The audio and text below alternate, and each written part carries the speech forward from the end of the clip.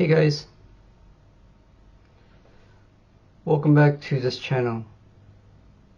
Today in this video I'll be talking about how to survive in the wilderness or in the forest, and when it becomes dark and at night. Okay guys, first you bring like a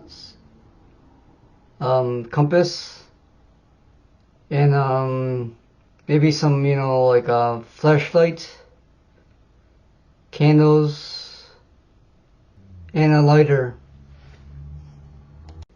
And if you get lost, okay guys, if you guys get lost, use a compass, use your candles or flashlight.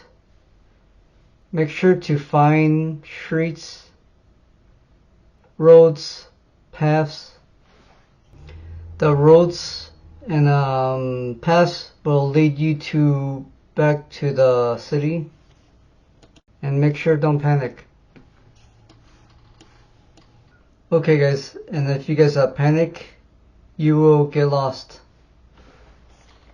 Okay guys, if you guys like this video, like and subscribe for more of my tips. Okay guys, thank you guys for watching this video. Okay guys, I hope you guys enjoyed watching this video. Okay guys, this is Fast Trevor's Guide. Okay guys, see ya.